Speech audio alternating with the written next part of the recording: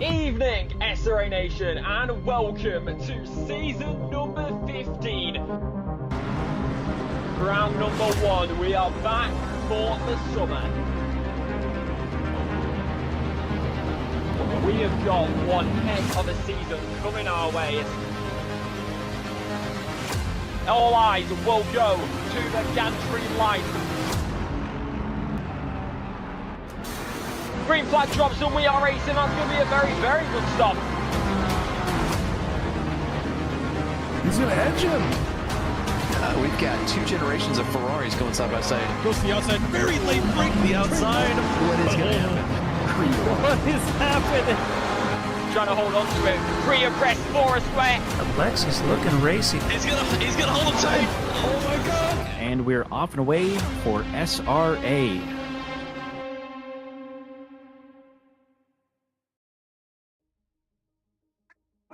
Hello, SRA Nation, and all you fine folks out here. I am Stephanie Fisher, your broadcaster for Season 16 in Division 1. We are on Round 2, and I have a co-host who will be rejoining me very shortly, Jeff Spangler, as you, I believe you all know. I will retrieve him momentarily. But we are at Cota this week, everyone's favorite track. I say that with tongue in cheek. Some people love it and some people hate it, but that is where we are. I believe we will have relatively normal weather at this time as I continue to look for my co-host. Come back.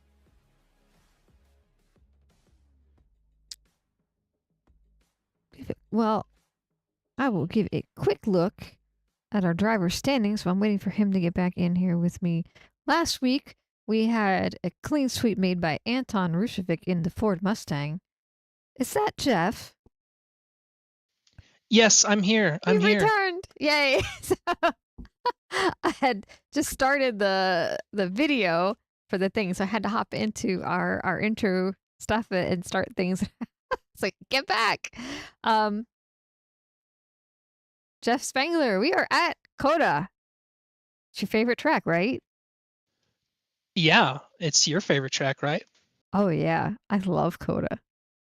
You know, yeah, I mean, Circuit of the Americas. What a place to be. it's awesome, isn't it? I really love qualifying on Cota, especially I know, qualifying for a season. It's just so rewarding, you know? Yeah. You totally don't want to like break your equipment after invalidating through the S's for like the third time in a row.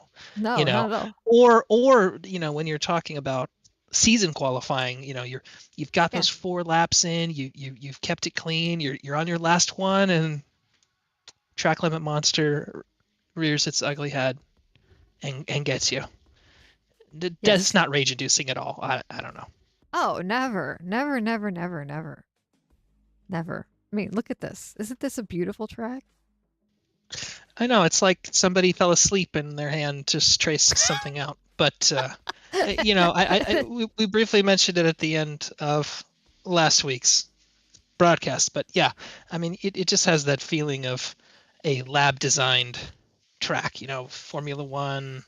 This is what it's for. Which I mean, in reality, it kind of is. So, yeah. Do we want to go through the track map at this point? Is that what we're here for? I have the track. Well, I guess may as well. I have the track map up. It seemed like we were talking about the track. I thought, okay, I'll just swap it over to that screen so people can see what we're talking about a little bit in all of its all of its glory, right? Yeah. Glory, yes. Yeah, I don't know if that's the word I want to use. Well, I think the audience can pick up what we're putting down, hopefully. But anyway, I will say it has, like I said earlier, it has grown on me a little bit over the years. 20 turns. I mean, wow. Lots going on here. Turn 1 up the hill. I don't know how many stories. Maybe somebody knows. But yeah, turn 1, lap 1 is just going to be very, very hectic. You can see the angle there. You're almost turning around 180 degrees, and anyone who's driven in real life or virtually driven these GT3 cars knows that they do not turn very well at slow speed. So it's really easy to feed a lot of cars into that, and it's hard to have the same amount of cars cleanly exit turn 1 to go down the hill towards turn 2. So absolutely imperative for the success of your race to keep it clean there as well as you can. Go wide NASCAR style. Turn 2 sweeps down the hill to the right, and then into everybody's favorite 3, 4, and 5. The S is there. Track limits very hard to deal with, even on lap 1. There's going to be people in front of you, people beside you, people behind you, people on either side of you maybe if you're unlucky. So lots of chaos, potential for bad things to happen there as well. Turn 6, very tough. It's easy to want to push it through there, and it'll just wash you out wide, and then that's really going to make it tough for turn 7 and 8.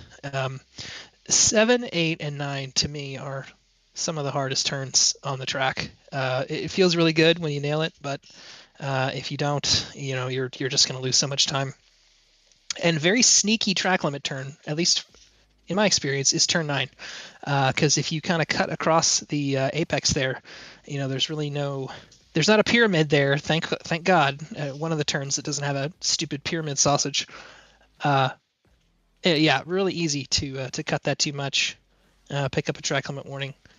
You kind of go up the hill, crest over 10, and then head back down to turn 11. The first big sausage pyramid corner of the track, really. It's kind of blind depending on how you have your camera set up in your car. The turn is always hiding. The apex is always hiding behind your A-pillar, so very tough. We're going to see a lot of dives there. We're going to see a lot of people, a lot of gamesmanship, people trying to dive, but people trying to keep it wide to maximize their exit for the very long straight going down to turn 12. If you've got a car with good straight line speed, this is where we're going to see a lot of the passes get done. Hopefully not too much argy-bargy into turn 12. You can see the angle there, very, very tough. So you just got to be confident on the brakes in order to get a move done. Down into turn 12, and then sector 3. This is where, as the race goes on, your tires are just going to feel absolutely miserable in sector 3. I mean, you could just see there turn 13, 14, all the way into 15. 15 very tough. You're going so slow, you just feel like the turn takes forever. Then straightens up a little bit going into 17 and 18, which are just effectively one large turn. Going through turn 18 into 19, you just want to make sure you've set up 19 well. Maybe sacrifice 18 a little bit to get a good, nice wide line through turn 19. Exit of turn 19, another easy place to get track limit warnings. And then turn 20 takes you back onto the pit straight. So 20 turns. That's a lot. There's a lot going on at Cota. Awesome. Well, our silver drivers are lining up to go out for their lap. So I'm going to quick return to the driver standing page where we can see that after our first round, we have Anton Rushevich in number 1 with 111 points. Ryan Yee, number 2 with 100 points. Gomer Wilson with 92. Now, it is only the first race in, so it is anyone's game at this point. It's up in the air. Team standings, Anton Rushevich, Omer Escorcia for OBDA's Invincigat. And then P2 is Scuderia Inferiora with Dan Cran and Gomer. It hurt me as much to hear you say that as it did for you to say it. I just want you to know. I'm glad. Yeah. I have teenagers, so they like hearing me say I forgot things about like that. Yeah, I have fun. I bet they do. They do. P3, yeah. I have Tron Light Trails with Max Simmons and Danny Durant. And then we will return to these next week. Because now the Silvers are out. They're warming their tires up. We'll give them some love.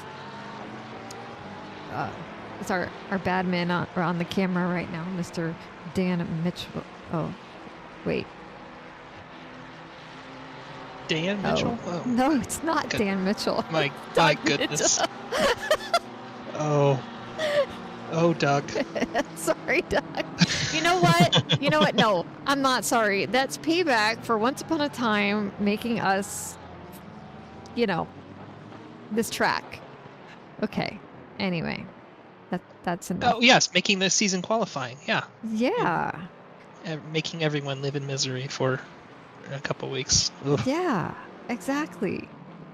16 racing race will start in approximately 20 minutes. They're going to qualify for 8 minutes. The next 8 minutes will be the silver qualifying. And then the next 10 minutes after that will be gold qualifying. And the silvers actually had 10 minutes. It's just that we're 1 minute, 45 seconds in. Then after that, they will line up and we will start racing. Yeah, so no rain expected at Cota Darn it. in typical South Texas fashion. Darn it. It's pretty warm, but if you've ever been to Austin, Texas, you'll know that it could probably be a lot hotter. But yeah, 28 ambient, 37 track temp is pretty toasty. No wind, so no one's getting pushed down any of the straights here.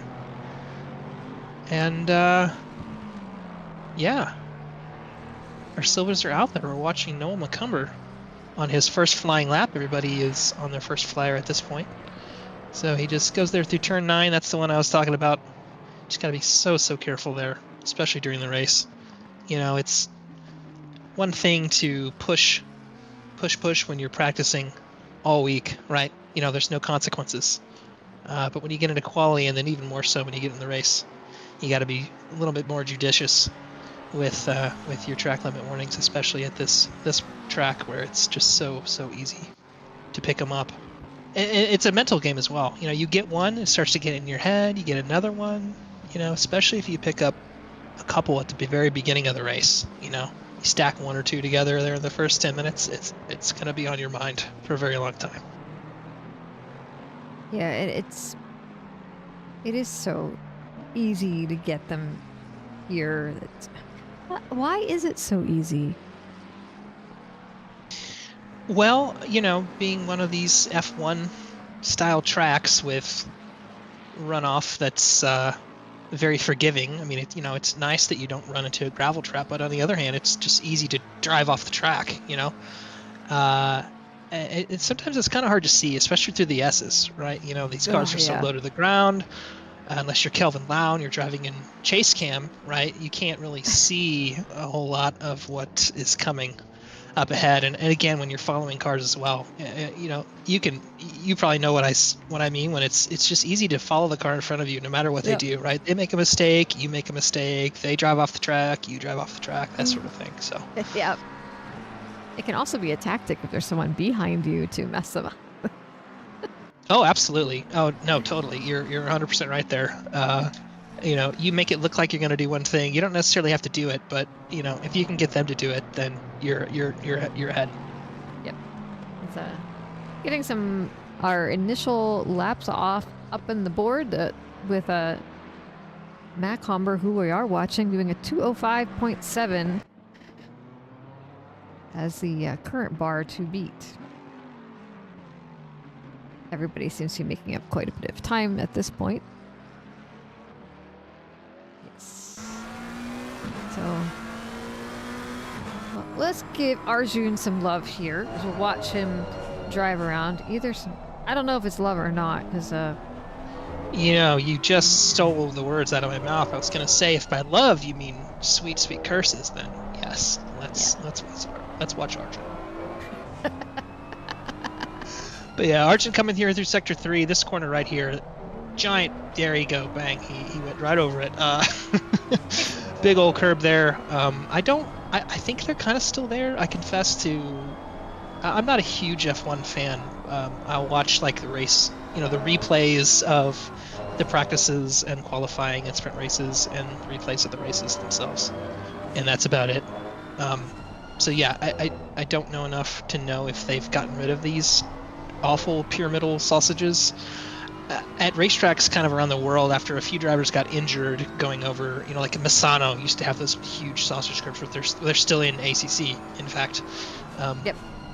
They got rid of those because people were literally like messing their backs up and things like that. So I'm not sure if what they're like at Cota these days, but definitely not fun.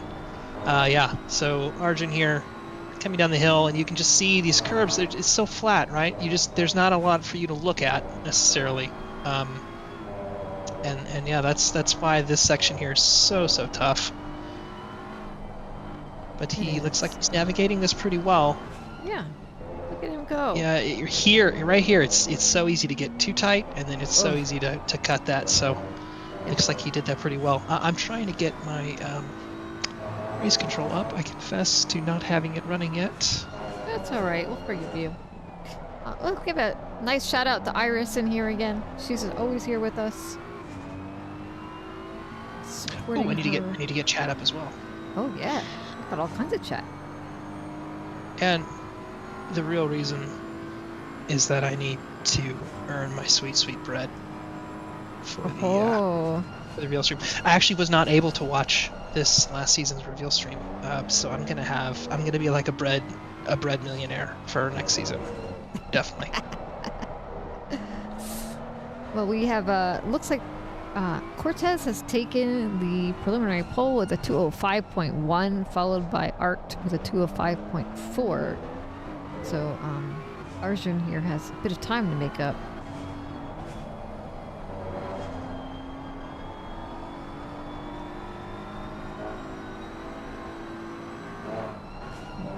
There's an awful lot of McLarens on the field.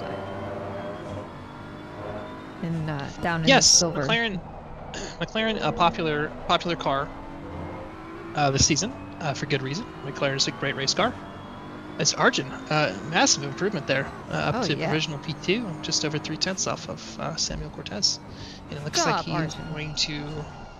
Looks like he's satisfied with that. I mean, I can't say that I blame him. Nope. All right, Joshua Worley alert. We did not watch him until he crashed last week, so here we are again. Josh, we're watching you right now. Before you crash this time. I know that some people actually do have the stream up while they're driving, which I can't imagine. Side note, I can't imagine. I used to stream a little bit back when I started driving in ACC, and then I got to the point where I just wanted to concentrate. I wanted to see this. Anybody that can talk and drive at the same time is or listen to people talk. Like, God, hell, listen to me talk for forever. But I know that some people do keep an eye on the stream, so hopefully Josh is able to concentrate. But yeah, love this livery here. Madhouse Racing, Captain Underpants, Ryan Garrity, aka Big Smelly, knocks it out of the park all the time. And this one is definitely no exception. Yeah, it's quite nice. I like the fade from left to right. That's very pretty. These different colors you don't normally see. That's nice. If nothing else, Josh, you look good. Absolutely.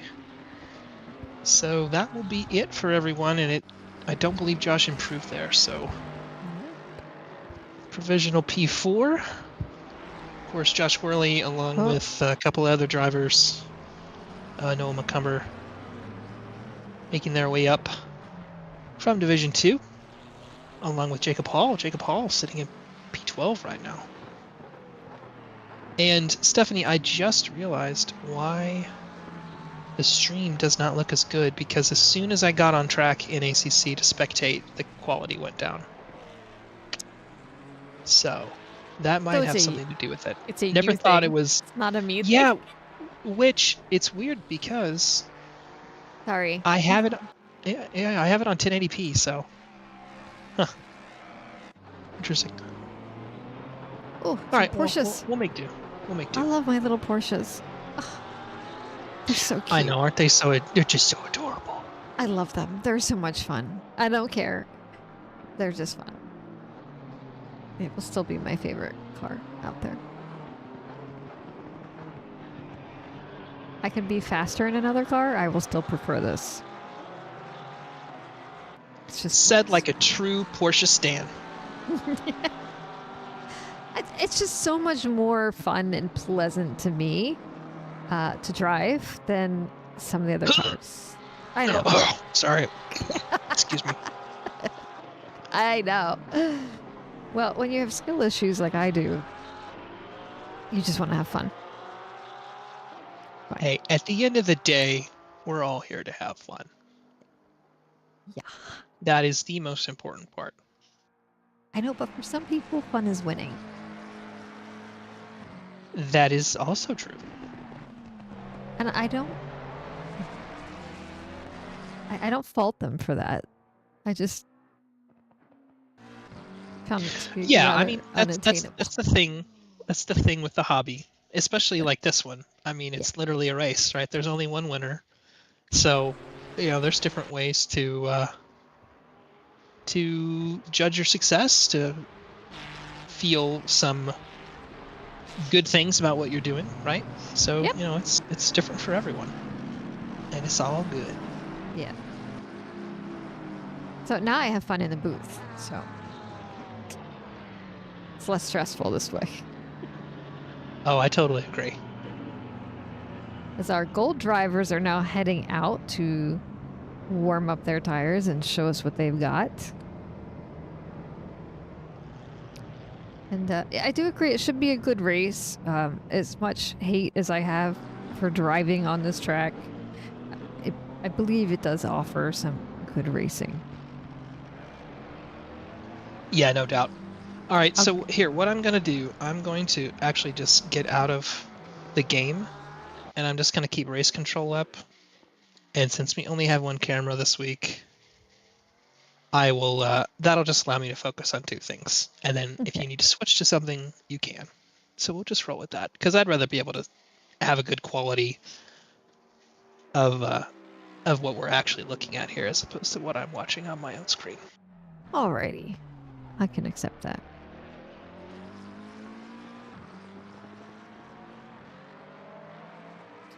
Tiago Denarte in the Ford.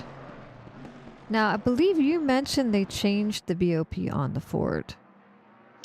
Yes, so the Fjord Mustang has received a BOP adjustment this week. It has gone. So for those that don't know, the Mustang was kind of released into the wild by Kunos and was by and large fairly overpowered, and they really haven't done anything to change that. And it was really fast in a straight line. It's got great brakes, and yeah, it's just an all-around good car. So what's been done is to add a restrictor to it, which reduces the power. And to compensate, it has generally, at most tracks now, a reduction in weight, so that it's a little bit more balanced, not quite as fast in a straight line. But yeah, the Mustang went from minus 30 down to minus 20 kilograms. And interestingly, Jeremy Mercer actually, at least up until our very last practice session prior to this race, did have the fastest time this week in the Mustang by about a tenth, I believe, in a car that he is, as we can see here, not driving. Jeremy is in the Mercedes this season. So, little gamesmanship, you can't count on your opponents to bop their own cars, so sometimes you have to take matters into your own hands, and that's what he's done this week. Well, or that, or he's wishing he was driving the Mustang and not the BMW. Who knows? Well, yeah, I don't, Jeremy and his teammates drive different cars just about every season, so I wouldn't wish the Mercedes on anyone. But yeah, here we are. As Anthony Rados takes provisional pole with a 204.9. Bull drivers out there with some pretty blistering first laps. Yeah, for sure. We're a little more than halfway through, so this might be lap 2 for everyone. Yeah, so, it might be. Which still, the tires are definitely getting there during lap 2, but really probably the next lap is when we'll start to see the faster times come in. 2:04.9:45 is, I think, like 3.5 tenths off of the best lap from this week, so still We have still a ways to go. Escorts here, who's 3/10 up on his lap. He's got a 2:04.9. Also, Gomer Wilson, also at a 2:04.9 and some minute fractions of a second, just under 3/10 off his lap, but they're not done yet. So if Rados Definitely doesn't, he might be bumped out of this P1 spot.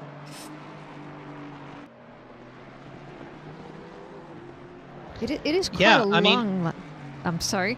Go ahead. Yeah, no, you're absolutely right. It is a very, very long lap, 2 minutes 4 seconds. So there's lots of little places for you to gain and lose time, especially on a track with 20 turns. I mean, it definitely adds up over the course of those 2+ minutes. As Omar Scorsia 2:04.6. I mean, that's right there with the fastest of this week. So there we go. Oh, Diego's out there in the the BMW. Oh my lord! I think I'm stroking out, Stephanie. You'll have to continue on without me. No. You're stuck here. I can't Stroke or not. believe what I'm seeing. I Look can't at believe this. what I'm seeing right now. There's a Diego. It's a wild Diego in P14 right Wow. now. Number 95. Riller's pacing. And you know what the worst part? The most amazing part is? Yeah, what is our theme this year for the livery? I think it's either superheroes or it's not comic book stuff. I think it is Comic book superheroes. stuff. I mean, come on, and he didn't use that opportunity to make a manga. I know. I know. He just slapped some text on the side there. What does that say? I mean, we basically handed him the excuse virtual on echo I can't get in there. dystopian. What is this? Can This you is- F7? Can you F7 us and can Yeah, we I read what will. his I'll private see scar what I says? can do with this. I Yeah, want to know. this is his like edgy phase or something. Oh, I'm gonna get seasick doing this. Choose your virtual Choose EQ. The utopian gate is infinite. The abyss is sacred. Oh wait, look! There's this like creepy girl on the side. What the? Maybe he did do something very manga-ish. It's just an edgy manga. Must be. Maybe somebody in chat knows. Oh, there's some I sure as hell Japanese don't. stuff there on the corner. Oh yeah, there we go. Let's Yep. see. There's some stuff on there. I am not great with this F7 thing. Let's shoot. Utopia. Okay, there's something I'm missing, and now he's gonna scold us when he finds this out. Yep, he is. Oh, the Yep. AI angles gate. Look at that. Okay, yes. right, well. Maybe we'll find out before next week. Yeah. Maybe. Oh, I'm sure we will. Give him a few laps. He'll be back. Check out Anton and Omar's car. I will do that. Let's see. Omar. I think we were on Omar just before. Here we go. Yes. I think So we've seen Denarte improve a little bit, a little less than 3/10 off a pole. Tim Flamger, we talked about him before we hopped in here. Strong time. I think he was 4th overall. So good to see him putting it together in the Porsche. He's one of our Stockholm Syndrome drivers, along with his teammate Austin Carpenter. He just drags Austin to whatever car he wants to drive.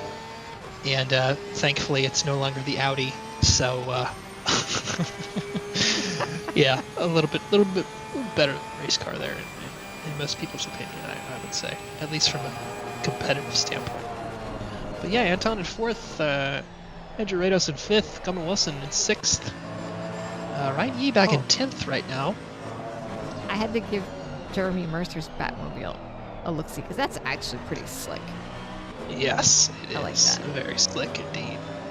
Diego up to 13th. And Samuel Cortez still kind of on his own little island. P12 currently as a silver driver. So I believe, do you remember, Stephanie, did he start with a big cushion last week too? I can't quite remember if he did or not. But there was somebody. Silver pole was a good ways ahead of everyone else. Silver, and they yes. they didn't win the race. So it doesn't necessarily mean that it's over. So. No.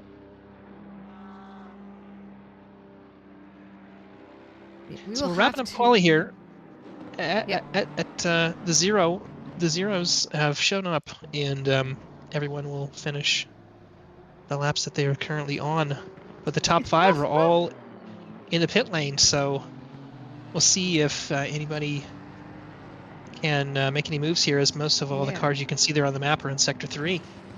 Yeah, not in the pits where I'm sitting here and staring at things because something decided to break. There we go. Yeah, it's working. Hey, who's out? Dornelis is still out there. Ryan Yee is still out here doing Ryan Yee things. And before you think I still have race control, I totally forgot. I can't use race control if I'm not in the Yeah. if I'm not in the game.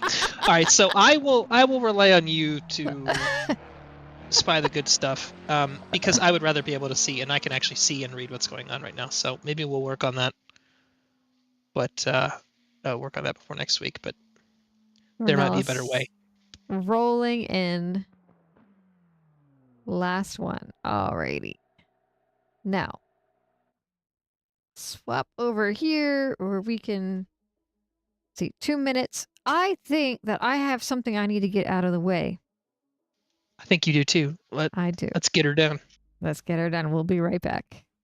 A huge thank you to our SRA sponsors and title sponsors for supporting us here at SRA, as well as support from Documise, a modern business solution for product management. Go to documise.com to learn more today. And support from Retro Saga, a North American-based gaming company that provides accessories for your favourite classic systems, including Nintendo, Sega, PlayStation, and much more. Enhance your retro gaming experience today at retrosaga.ca. And a big thank you to our affiliates, Track Racer. Experience redefined gaming with Track Racer's high-quality sim rigs and accessories. Use code SRATE at checkout to support us.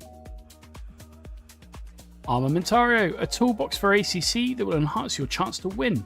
Enjoy a fully customizable and enhanced HUD to change the way you experience ACC. AT 3D Sim Shop. Upgrade your sim racing experience today with premium 3D printed accessories featuring precision crafted magnetic shifters, sleek cable management solutions, versatile stream deck mounts, and immersive dashboard displays. Their innovative designs enhance performance and style, elevate every lap with top tier quality and craftsmanship at at3d.net. Go Setups, premium esports setups for everybody. Use our affiliate link on our Discord and take your drive to the next level. Castle and Cauldron, a home-based crafting business specializing in handmade Harry Potter, Fantastic Beasts and Fairy World collectibles. Magic wands, potions, mini dioramas, wall decor, costumery, cosplay, and much more. Castle and Cauldron is where crafting meets the magical. Visit facebook.com/Castle Cauldron. And from KP Concepts, your source for custom automotive renderings, graphic design, and printing. We spend countless hours making you look all good for the spectacle. Check out kpconcepts.com for more. All right, back to the race. Oh my god, that looks so bad. So back to the race. I can hit drive and make this actually look nice for you guys. Woo, look at that. Anyway, we are coming off the line. And we can do... Hold on, I can do this. Aha! P1, we have Omar S. Garcia. And P2, we have Anton Rushevich. Rushevich. They have, like, the matching livery thing going on. Well, they do, because they're teammates. Yeah, I know. It's kind of cool. Well, yeah, I guess that was kind of stupid. It was the way I don't know. It looked neat to me. Anyway, Tiago Denarte, P3. Anthony Rados in the Cheetos mobile again with his Honda, P4. Did anybody? Yeah, Kevin Blanchett. All right. Sorry, I was talking to myself. Timothy Flamger in Porsche, P5. It's very respectable. What's Dornalis' name? Renato. Renato. Thank you. Renato Dornalis. in P3, P6. With I saw the 300 number and it messed me up. In the McLaren, Ryan Yee in the 125 guys, burgers and fries. Now it all makes sense. All right, AMG. Gomer Wilson in a very classic SRA livery here. Guy Manperson, P9 in the Red Bull, green Red Bull. Dan Cran, P10. Jeremy Mercer in the Batmobile. Cortez, please help me. Samuel Cortez. Samuel P12. Cortez. P12. And our we silver see pole. Silver Pole is, yeah, way ahead of the... Yeah, he's 10 spots ahead of Arjun at yeah, 20. a nice margin. Our friend Diego.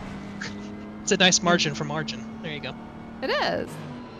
Jacob Palmieri in P14. Mr. Wilson in P15. Kevin Blanchett, P16. John Laz in this Joker mobile. Mr. Sir, P18. In the Aston Martin. Another Batmobile with Mr. Nixon. Ooh, I love this Tron. That is like the blackest color I've ever seen in game. Like It it is. literally looks like it's that special Yes. black paint that doesn't reflect any light. That's wild looking. It's beautiful. I love it. Calvin Lau. Arjun in P22. I'm going to run out of time here. Arct in P23. Josh Worley. Fire Queso, P25. Joel Moffat, also P26. John Crown, P27. Peter O'Brien in the other Joker mobile. Mr. Matt Combert in McLaren. Schwartz. Matt Schwartz. Is it Matt or Mark? It's Matthew. Oh, right. You got it. You got it. You got it. Got Eric it. Morecki down in 31st. He will have a lot of work to do to make up from that. But He will. yeah, let's hop back up to the front. Apologies, Yep. we did not. There's 43 plus cars on the grid, which is Yeah. amazing to see. But we will endeavor to get through them a little bit more quickly next time. As our two teammates, Omar Escorcia and Anton Rochevich, In the skibbity lead us towards the toilet line. Delulu. I know they can't decide what name they want to be, but Oh, one they've thing that is changed it. one thing that is not up for debate is that this race is about to start It is. any moment. Any moment. Green light, and we are away. Oh, Coming in. can't tell if it's me or if it's the stream. It's a little choppy. Now we've caught up as our leaders have made it through turn 1. I do not see any yellow flags, which would be absolutely amazing. amazing. Hop All the back. dots are still moving. Whoop, there's as we somebody. watch 'em- Shoo, that was a Yeah. massive cut through there. Well, lap 1, if you slow up enough. Oh, as Dan Jacob Cran. Palmieri Oh, looks. ee, Oh, ow. no. Oh, no. That's- Ouch. Ooh, someone into the ouch. wall. Oh, gosh. Oh. Ow. Two cars Oh. trying to avoid to hit each other there. Well, Well, I almost got through it.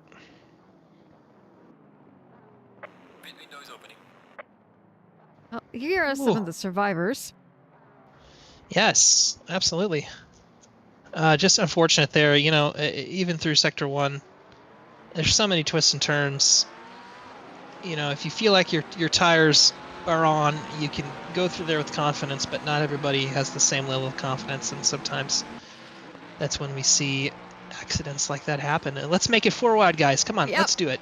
Yep, let's go. Not quite, not quite.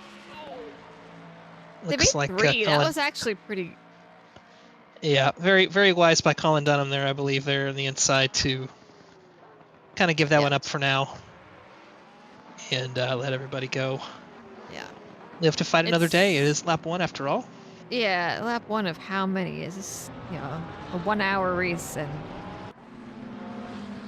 well, I guess almost 30 laps. Yeah, Little pretty less. much. For those joining us, maybe for the first time, this is, as we just alluded to, an hour race. There is a required pit stop. As Eric Marecki here looks like he's battling. Who is that? Peter O'Brien, another O'Brien. McLaren. Yeah. Yeah. And I believe Eric made it through there. Does look So like well he done. did. Trying to. Oh, everybody's checking up. Oh, it's so Yeah. nerve-wracking. That first turn is just, and it's so unique, right? You're going up the hill, the car lightens, you're trying to turn and slow down, and you know, a lot of these guys in D1 have raced each other for a very long time at this point, so you have a level of trust between yourself and the other guys on the track. But you know, sometimes people just get that little madness in them, and they want to make a ill-advised dive going up into T1. So you never can be too sure. No, you can't. So 16 asked, there's no driver swap. There is not. It is a sprint race. There are teams. So every team has 2 cars out there right now. There will be a pit stop, which is a mandatory change of tires, but you're not allowed to get fuel. So everybody out there has to have had their full tank that required to get them around this track for 60 minutes. As we watch Diego everyone. make a Oh, move. Diego. Oh, Oh, man. Blanchett just got eaten up there. I'm not sure what happened there. I can bump that back a Well, wee bit, and we can see what transpired. the stewards should definitely take a look at this one. Diego completed the pass off track. No doubt about it. I'm just kidding. Yes, Diego did manage to run this a little wide on exit somehow. I'm not sure because Blanchett almost looks like he was trying to cede 2 positions there, which is very weird. Yeah, Diego looks pretty clear, so, yeah. and in the back, that was them just, I don't know what was going on there, huh? Yeah, whoever that other car was behind the 2 of them, I think thought they had a chance to also go by Blanchett, and then he took the turn. So, unfortunately, that happens a lot in that turn, whether you're meaning to or not. It's just the way it is. Well, nice job, Diego. We'll give him a kudos on that. Yeah, all right. We have a couple teammates on track. This is one group of them here. Jacob Hall, our reigning D2 champion, as Montgomery goes a little bit wide there and will now be under threat from Blanchett. Looks like a little too wide action, and Blanchett looks like he's going to get his nose in front. So yes, we had two teammates there, Hall and McCumber, and of course up in P1 and 2 we have Escorcia and Anton Brusevich. And there was another group as well. I can't remember who they were. I'm sure we will find them. Take a look. It was Joel Moffat and Fire Queso. They started the race together, but John Les is now between them.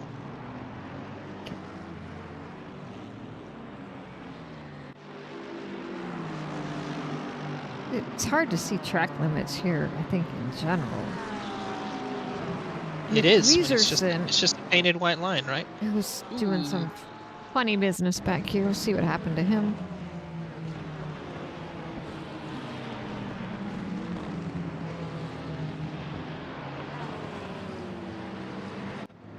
Uh-huh. It'll get there. Oh, It'll yeah. get there. It'll. What? Oh, looks like he just... Oh, What? he braked way late. Way late. I was a little not sure if he zoned out on the straight or got a little overly optimistic, but not. Max Diggs in the chat saying crooked seat affects braking feel. That's, yes, obvious. It's, yes, absolutely. No.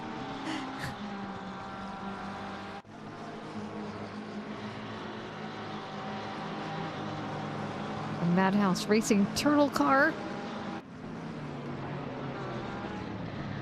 Yeah, you know, I don't think we saw much of either of those guys last week.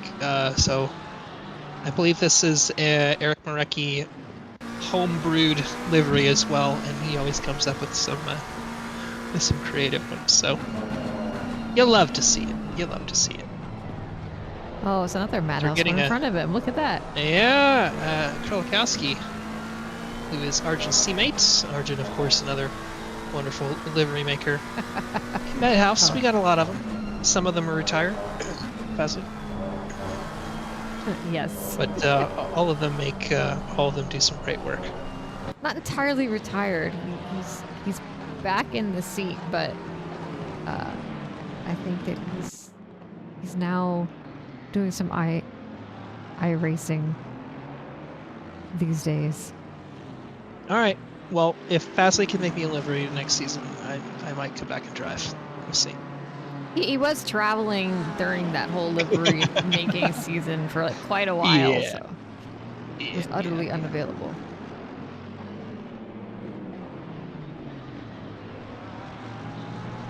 But yeah. So Mr. Sir here with an unenviable task of trying to pass Alexis in front of him. If he's going to get it done, it's definitely going to be here as we're in Sector 3 or Sector 1.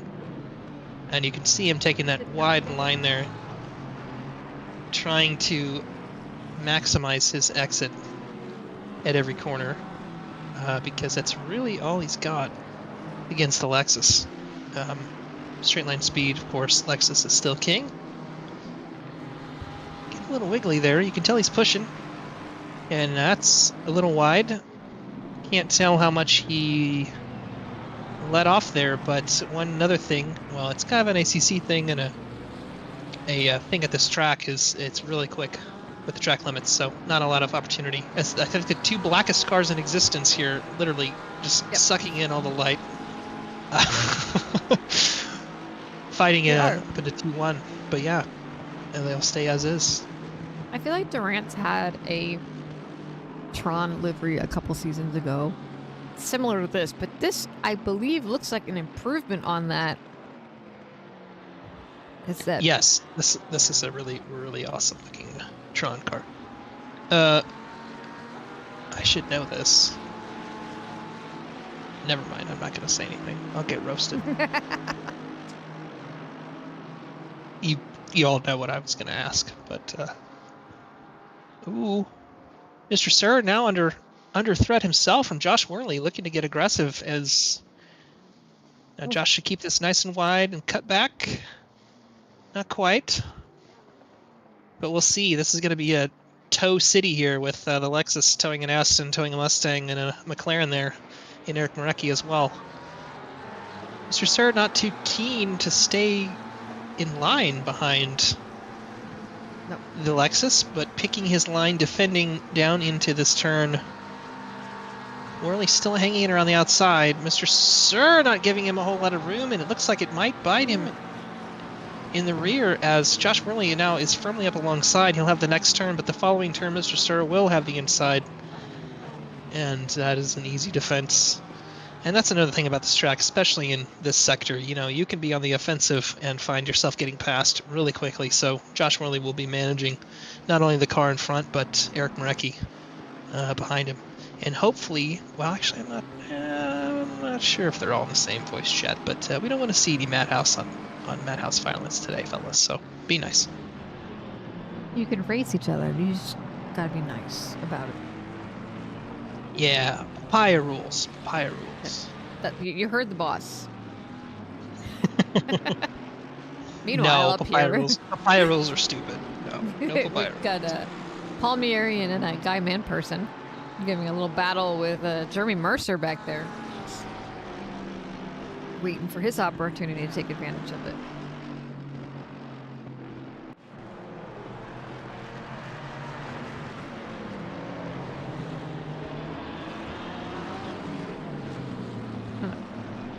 It looks. Yeah, by and large, I think things have settled down a little bit. Looks like Anton Rushevich is ready to give his teammate a little pressure.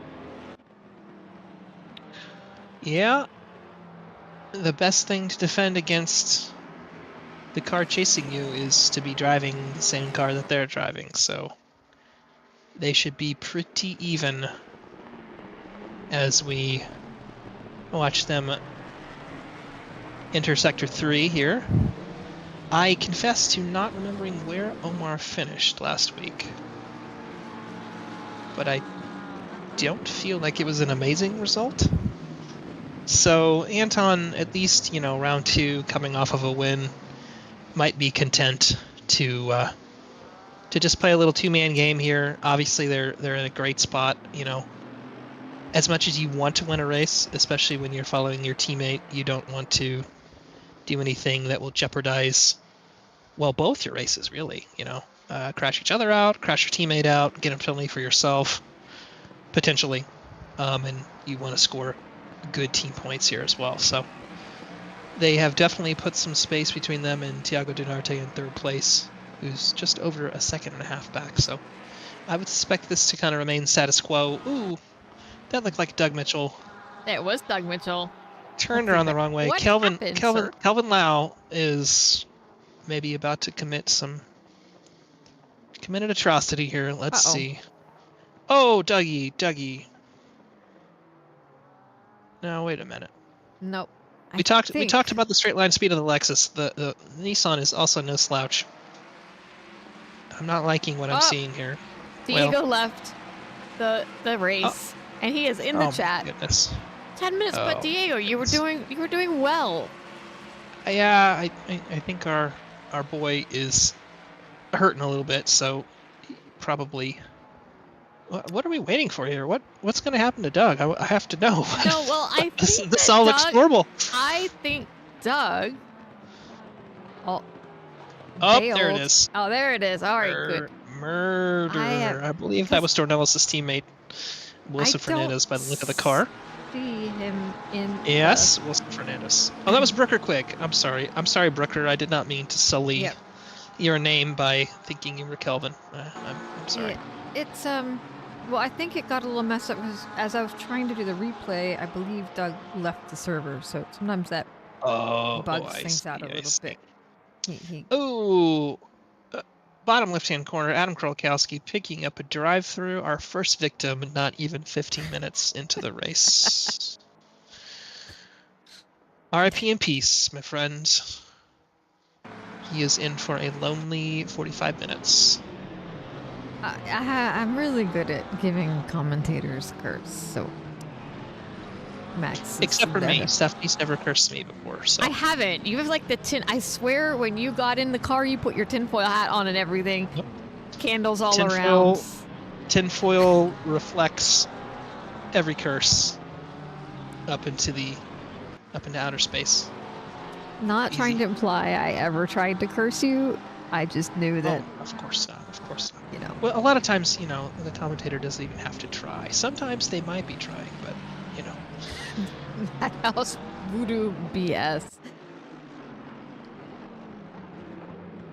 does not work for every Madhouse driver out there, Diego. Don't worry.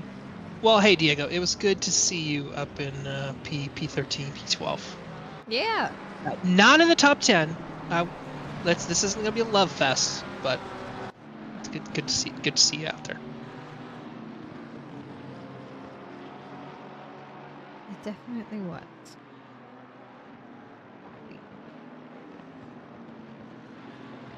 Looking to figure out where our next battle's going to be. These guys are.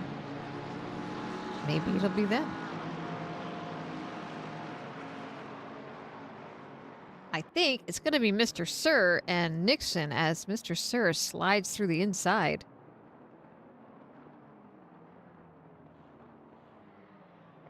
Will he make it stick down the straight? Nixon is right there. Practically pushing him. Yeah, maybe he did give him a bump draft. Who knows? But looks... Wait, what is this? This... late-breaking stuff. Well, we obviously didn't see it, but Arct has had some trouble staying in front of his gold driver compatriots, his gold driver friends, as I believe he started this race in P12, and he is now in P17 with Joshua Worley less than a second behind him there, just out of our shot. Uh-oh. Oh, no. Uh-oh. Was it a murder? Was it a suicide? Okay. think I'm backing it up a little bit too much these days, but better too much than too Hey, little. exactly. We'll always take this rather than, oh no, I just missed it again. Oh no. You know how Yeah. that goes. Oh my goodness, that is aggressive, Mr. Blanchett. That was murder. Oh, Diego's Porsche. saying Mustang is still busted. Yeah, maybe so. A lot of good Mustang times up there this week.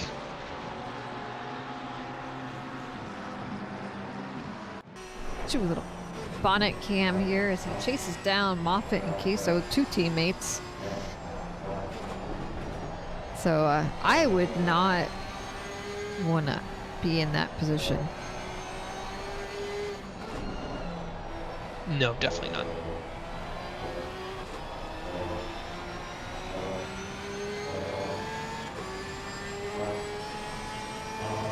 I just had to listen to a Porsche for a little bit, remember what it was like.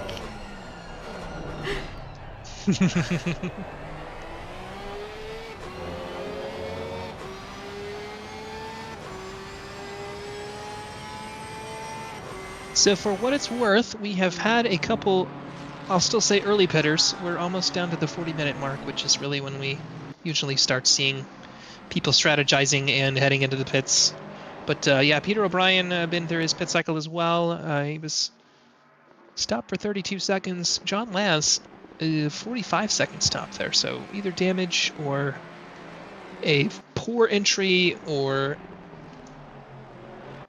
a poor stop or some combination of all three. So, and Adam Krolikowski still in the pits, but he has been sitting there for a little while. So back to the on-track action. Kurt LeMay wheel to wheel here with Brooker Quigg. Brooker with the inside here, and there is just not as much grip. And now, in fact, Kurt LeMay under fire from Dunham.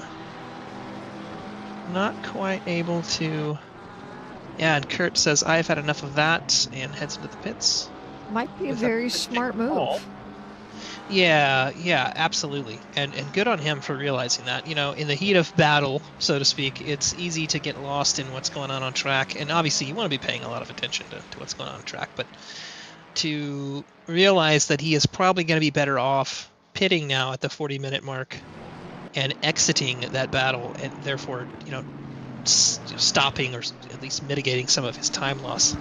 He's going to come out. He's only going to have, you know, 40+ minutes of fuel on board with fresh tires. And so, especially at the beginning of this kind of, you know, 10-minute of either side window, you know, 10 minutes in front of the halfway mark window where he can really hopefully take advantage of stopping early. Yeah, and I know that Diego is wondering if in the Porsche, is that a good idea given the conditions, but I he's been driving the Porsche for like many seasons now. So he may be comfortable with it enough that even if the tires are worn, the handling is familiar. Yeah, it gets a little funny after a few laps, or usually it's about 13. that the tire wear gets real uneven and it's just a bear.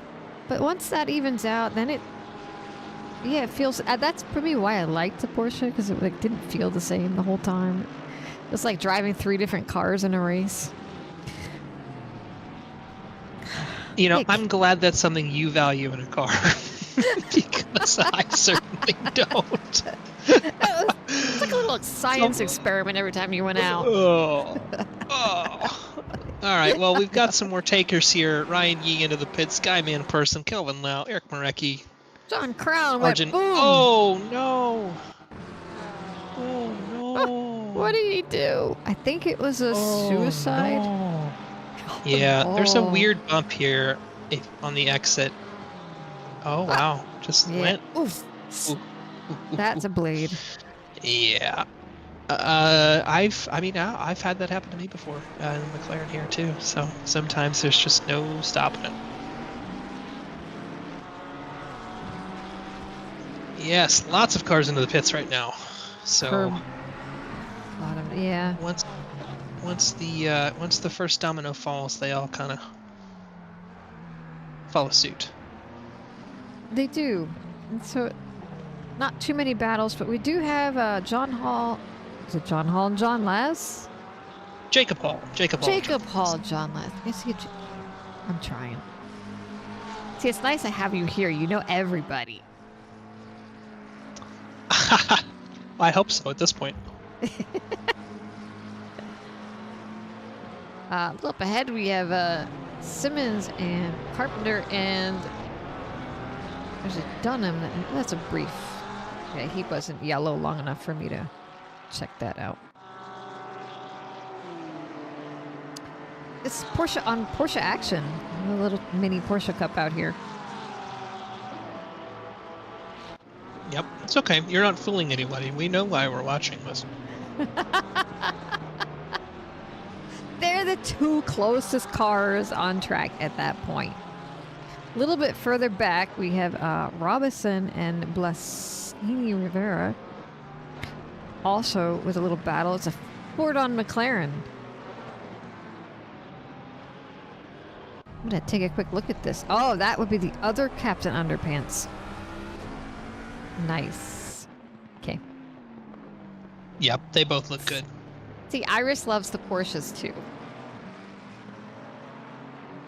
I think Iris should convince Anton to drive a Porsche next season. That would make it really interesting. Ooh, Kevin Blanchett with a drive-through. Well, Not good for the health of your race. No. No, no, no.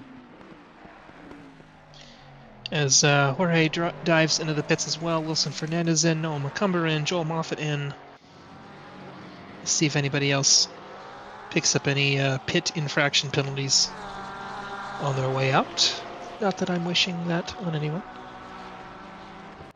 Are you sure? Yes, Okay. I'm sure. Just checking. Just checking.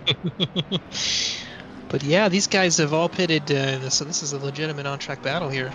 It is. With Jacob Hall trailing John Laz, trailing Brooker Quigg. As Brooker struggles a little bit, we'll see if there's enough room for a bit of a dive. Didn't quite send it, but not a whole lot of room there.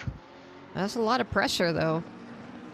Oh, for sure. Brooker defending on the inside, going to get a not optimal exit, but the grunt of the Nissan should be enough to carry him up the hill here. And Brooker Quigg with driving a car with a Madhouse logo on it. I never thought I'd see that, but I love it. The first time for everything. Yeah, eventually everybody will drive a Madhouse car in SRA. That's not true, but it's funny to think about. And turn it from SRA into Madhouse. Absolutely. Diego would love that. I think he would be so happy. He definitely would.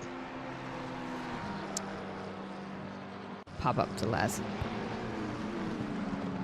Yeah, they're coming out. Things are a little spaced out at this point. Not too many on-track back. I see. I got his attention. Oh, yeah, he wasn't listening. Well, Yeah. he'll never know. You'll have to go back and watch again. Oh, Anton is pitted. All right, so this will be interesting to watch because Anton was very close behind Omar still. Omar stayed out, and we will see how this gamble pays off. Tim Flounder in the pits as well. Dan Fernandez, Max Simmons, right? Simmons. I should know that one too. Weezerson in the pits.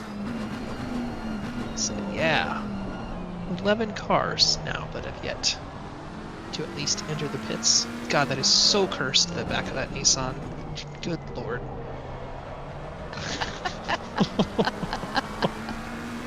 God. Wrinkly ballsack chin with teeth and eyes. Good lord. Yeah. It's.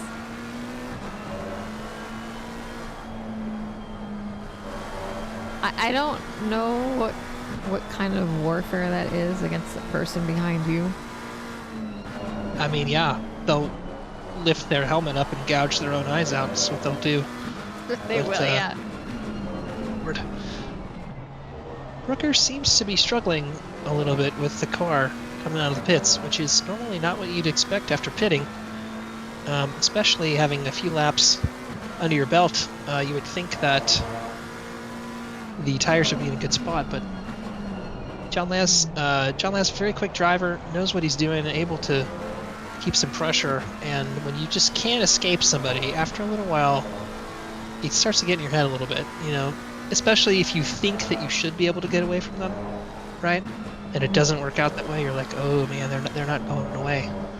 And you can, it's real easy to just kind of start changing what you're doing, start thinking too much, and once you start using too much of your brain and not automatically doing things, that's kind of when you start to lose some time here. So this will definitely be an interesting one to keep an eye on. Now, Omar S. Garcia has gone into the pit now, so we'll see where he comes out in relation to Anton. Yeah, let's. Don't know if he's moving yet. Nope. He's not moving. I was gonna say let's watch Anton, but I'm enjoying watching that cursed livery. Oh, you were. He's moving now, so yeah. He is Oh moving. my gosh, what a mess here! Good lord. Yeah, everybody's going out at one time. Jeez Louise. Oh my gosh, that is 233. That's Denarte in front of Escorcia. Wow, this is gonna be wild. Denare's in front of Escorcia leaving the pits, which I would imagine that means Anton is going to have the lead here. Because there was, I believe, 2.5 seconds back. Oh, easy. Passes them. Easy. So that is a pit stop mistake there for Omar. A big one, really, since he was leading the race. I bet a large sum of money on it. Sorry, Omar. In fact. Is that a new kind of commentator's curse? We watch you in the pit and you... You screwed up. Well, technically we didn't see him enter. He was already stopped, so not our fault. Well, look at that. Oh, that's exciting. Yes. Almost off the track. Yeah, you got to have a major commitment to make a move work through there. So yeah, looking at it here. Yeah, I mean that checks out. 32 seconds stopped, a minute and 11 seconds through the pits for both Thiago Denarte and Anton, and Omar was 3 seconds slower. So that's the difference. So look, we have a proper Porsche Cup now. There's 3 of them. Yes. Why don't we have everyone else stop and let them all get together? Yeah, the other 2 are just a few ahead. Oh wow! I just looked over there as you said that. Wow. Yeah, Wilson Fernandez and then LeMay and Archie. LeMay and Archie, yeah. Not far ahead. Not too far. Another DT for Kolakowski. No, he just pulled in the pits, in fact, and never served it. And I believe he earned that a little ways before we noticed it, because when I looked, he had been already sitting in the pits for like 5 minutes or so. So he has elected to just sit in the pits and not serve his penalty. He said, enough. You know, exactly. In some ways, that's winning. You know, you're not serving it. Brooker Quigg on Anthony Kelly. Always hard to make a move sticker on the outside, but if you can upset the rhythm enough, you can maybe keep the inside, as it looks like that's what he's trying to do. But we've seen this before. Anthony's going to have the inside into this corner, and here's where you got to watch out. Yep, see. The McLaren fills up the mirrors there of the Nissan, and then you lose track of what you're doing to the car ahead. And some bumping and banging there, but thankfully everybody seems to have come out okay. That was exciting. It didn't go bad, so that's good. Nice.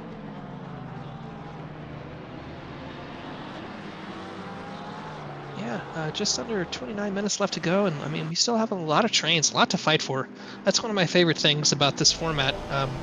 You know, tire change with no fuel is it really,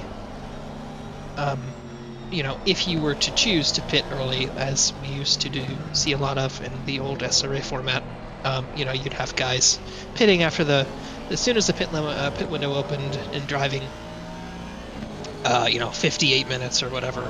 Because we didn't have a tire change. So the tire change really forces a lot of on-track battles throughout the race, which is what we're here to watch. So I love it. Yes. Track is trash for track limits. But it's offering us some nice racing to watch. It is. It has its moments. Potentially this moment. Yep. Mr. Sir. And the one and behind, there's a little battle between Yeah. Durance and Laps. So.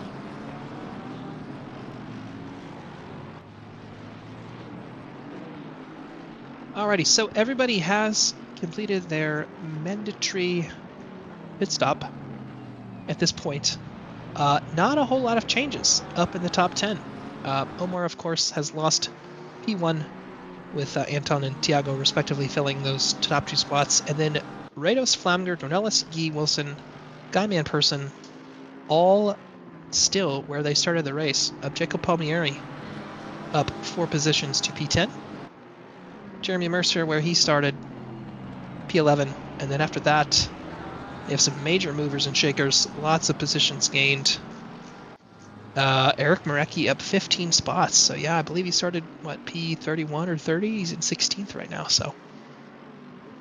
Even when Eric doesn't qualify well, he almost always, if he can survive, seems to be able to make up for it in the race.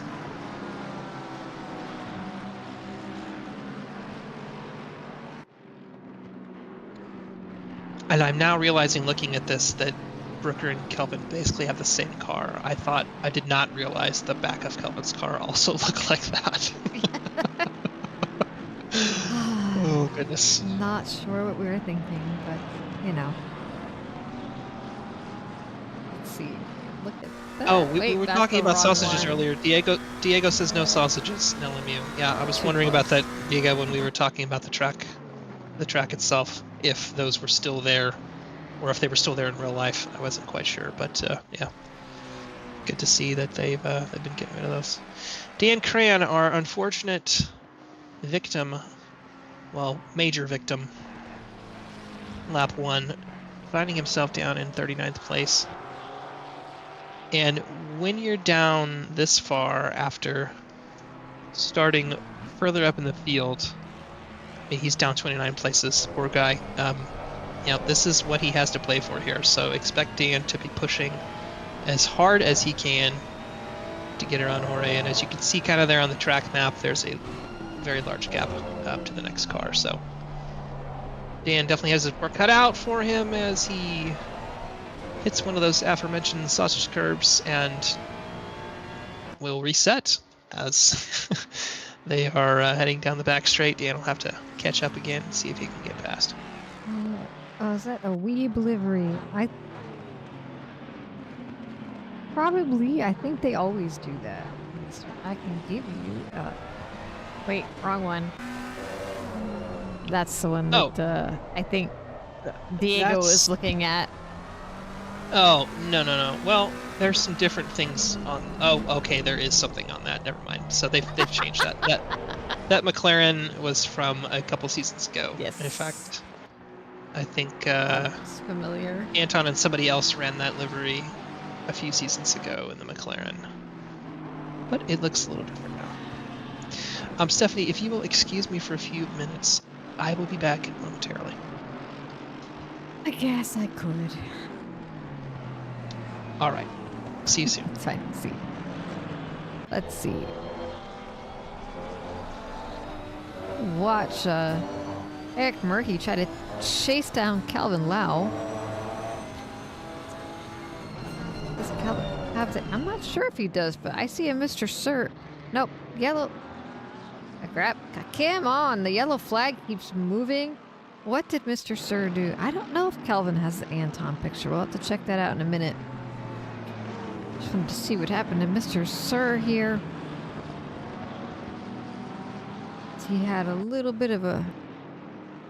He's all alone, so I think that's going to be a suicide. Oh, wow!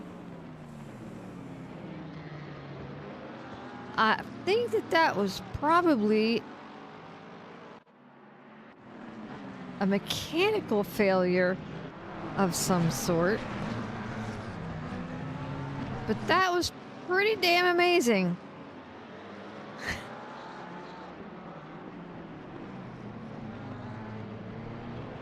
I think Mr. Sir was thought it was a flight simulator. Well, it might have been that too. But did he get a drive-through? I missed that. Well, it was certainly fun.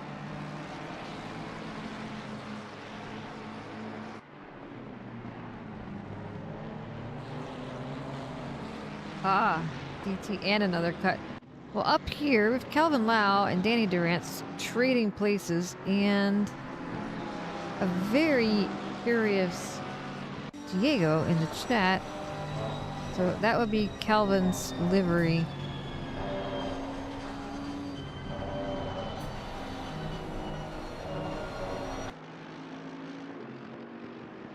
Although I think Durant's looks like he's pretty clear now.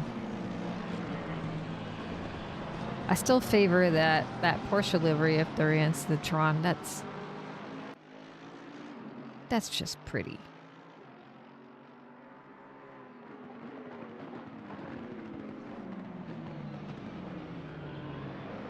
I'm interested to see how that looks in a night race, if you can get that kind of glowish effect. See, as he catches up to Mr. Wilson.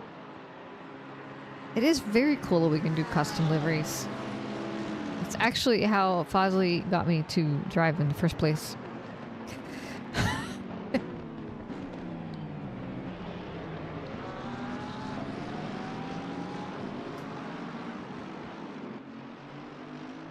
Well, I should say to even try it in the first place is that, oh, I could get a custom. Sure, then I'll give it a try and see how we like it.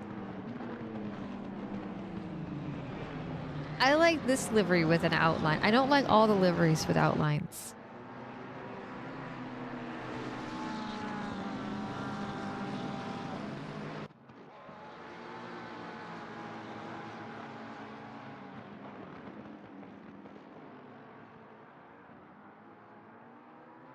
I think part of it's also this very like rich black that he got as the base color.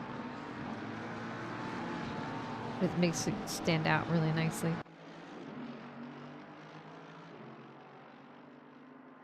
And still one of the closest battles. Keeping an eye on Gomer Wilson and Ryan Yee a little bit further ahead. Well, yeah. Well, maybe you just had a really nice one too. And maybe it has to do with it being on the Porsche. That's true. But yeah, this one pops really nice. It does have a real clean look when it's, you know, just a lot of outline.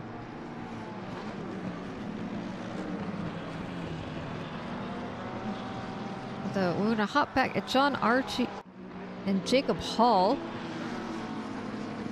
Yet another little Porsche. I think Porsche people are like very biased. I've seen. I think we just enjoy it so much that we're like, yay, Porsche.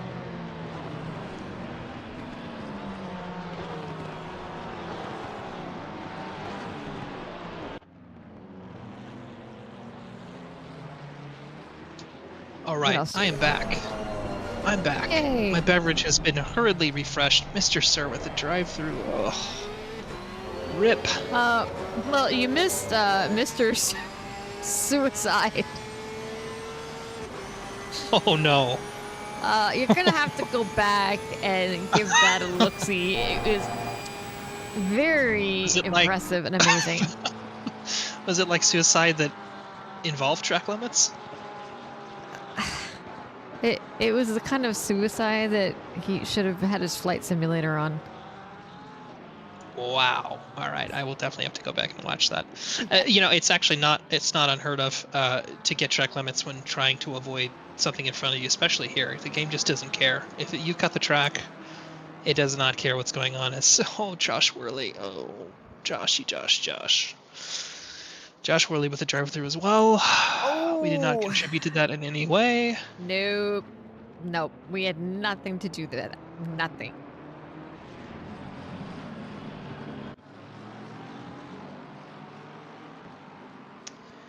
So yeah, Josh now of course dropping down the order, but Arcts with a healthy 11.2 second lead. So though Arcts has moved backwards in the field quite a bit, Yeah, He is still comfortably. Jacob Palmieri with the drive-through. Goodness Oof. gracious, guys! 18 Now minutes they're left. rolling in. Now they're rolling in. Oh goodness, Let's see, that's rough as well.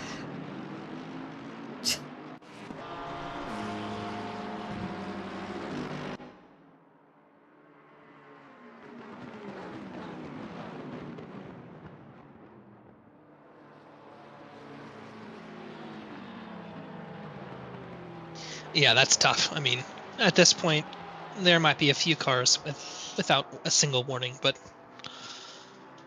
especially someone like Jacob. Jacob's out there pushing as hard as he can. Takes a lot of risks, sometimes for better or worse, and yeah, sometimes that's just how it goes, especially at this track.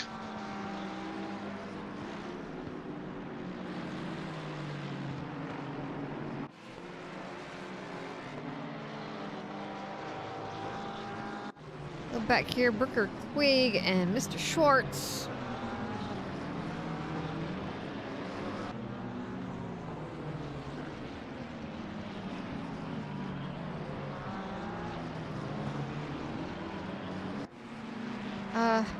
Yeah, I agree, Logan, that if the limits weren't so bad, I might actually like the track. Well, yeah, then of course the next question there, what's wrong with the limits? I have not driven this track in other sims, haven't driven it in LMU yet.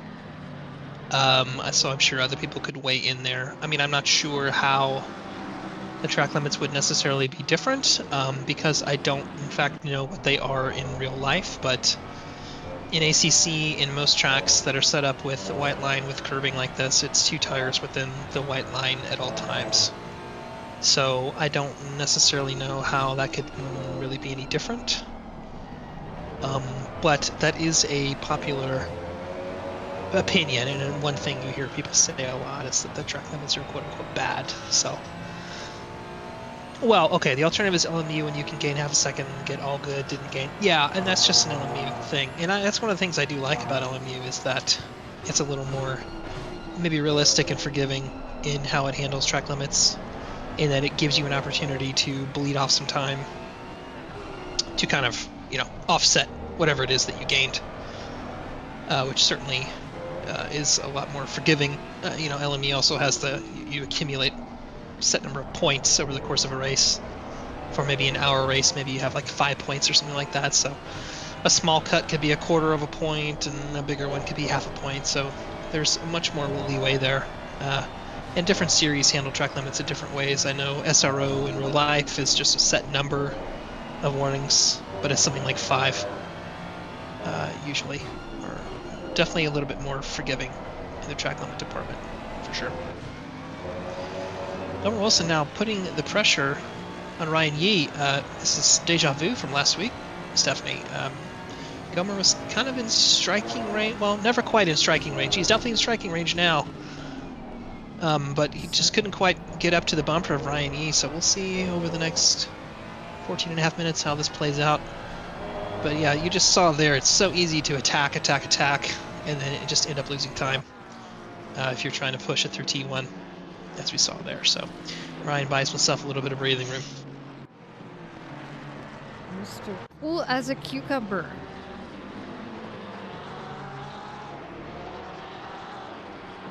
Yeah, so Geriatric Gamer is saying it's the same here as any other track, 1 tire. So it's not the limits themselves, it's how the game handles a limit violation, essentially, is what it boils down to, from what I am gathering.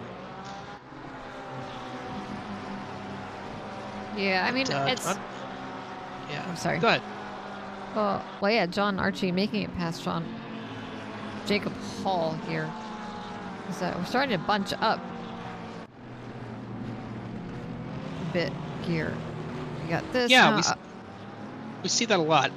Everyone's close at the beginning of the race. Then people with varying levels of pace and confidence in traffic tend to spread out. Things kind of equalize a little bit after the pits. And Lexus Power on full display here. Oh, come on, guys. You guys can both drive in a straight line together. I know you can. Yeah. Jordan Nixon fending off Arct. Arct's playing with fire here, in my opinion. He has a massive lead back to Arjun in P18. But the way the scoring is done in our SRA team series is that the points always matter, right? The classes are not scored separately, so you are fighting not only drivers in your class, but drivers in the other class as well for overall points. So I kind of get it in that, you want as many points as you can, especially this early in the season. Bank as much as possible. But on the other side of things, sometimes there's a lot more to lose than you stand to gain by door banging somebody going down a straight. So it's tough in the moment. There's a lot of things. You're bouncing, you're spinning a lot of plates. Yeah, you are. Not only what's going on immediately, but also the larger implications. So, Paul, who our lead silver driver was at the start of the race? Jacob Hall won our round 1. No, I meant. Arc started on pole. Arc started Okay. on silver pole by a good margin. Arc, I believe, was in 12th, and then Arjun was in like 22nd or something like that. So, All right. yeah, I was Arc not just. sure. Again, we didn't catch it, so I'm not sure if maybe it was an incident that caused him to lose some positions. Maybe he lost a lot on lap 1 and we just didn't catch it. But we can perhaps ask him after the race. And Diego, I kind of agree with you. It's with them being confusing. I always felt like the limits in Sector 1 felt so rigid, and then once you got past Sector 1, they just felt normal. Like, Well, I think Sector 1 is tough because I don't know if it's like the size of the cars, the shape of the turns, how fast you're going. It's hard to get a good feeling for when you're actually as close as you want to be to the limits, because obviously you stand to gain more if you're cutting close versus when you're actually over. So sometimes it seems surprising maybe when you go over the limits there, as John Laz is trying to hang it around the outside. If he can keep his front wheels alongside, he forces his way up through. Looks like a little bit of contact there. I think he's far enough ahead unless Kelly goes very deep here. Not quite. No chance for an over-under with that Porsche right behind him. John Archie applying some pressure and definitely wanting to pick up the scraps here if there's any contact for the cars ahead, but it looks like they're all going to make it through there safe and sound for now.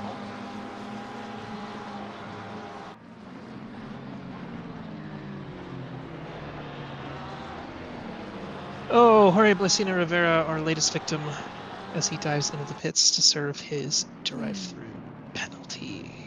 definitely less than ideal. John Archie really putting a lot of pressure on Laz now. Ooh, Andrew Rados up in P4 is less than half a second behind Omar. With 9.5 minutes. Yeah, 9.5 minutes remaining. Anton has opened up a 5-second gap to Tiago. With oh, whoa, that's a track cut, sir. Wow.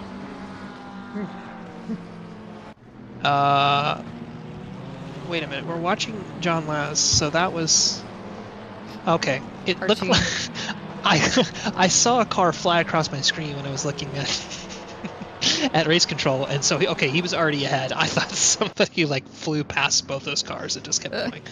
Never mind. Carry on, guys. Carry on. Rados, 0.2 seconds behind Omar. Let's hop up there if we can. Yes, we will. Honda not known for being great on tires. Honda great in wet. Honda not great at almost everything else. Mustang tires have a way of going as well. I mean, the car has to have some kind of weakness. So, Porsche got bumped. Okay, so he got kind of punted through that turn. But okay, that makes a lot more sense. Not really his fault. Yeah.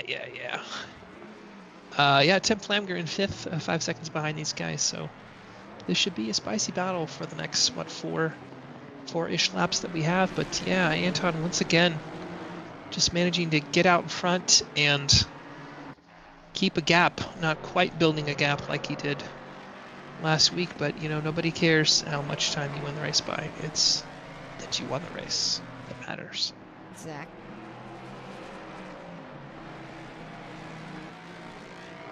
And Rados is real familiar with Honda, so even though it does have some quirks, he knows them. He does, very much so. Just not anecdote. Ooh, getting a little squirrely there.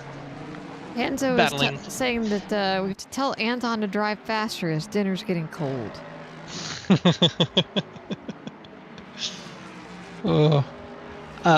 This track, of course, released relatively late in the, well, I'm not going to say late in the game's life cycle since it's still fairly vibrant, but one of the last tracks to release so far.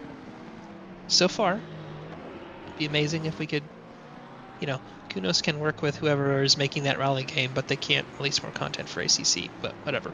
Anyway, I digress.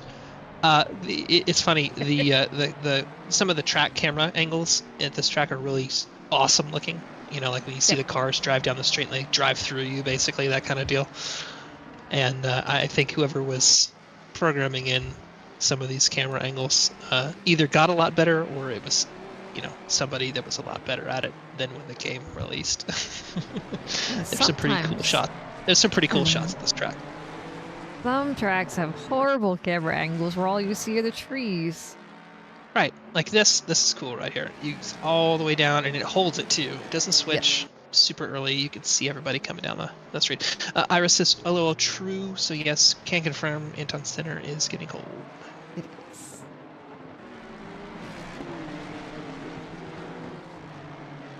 This battle, let's see, is there anything else out there that's getting close?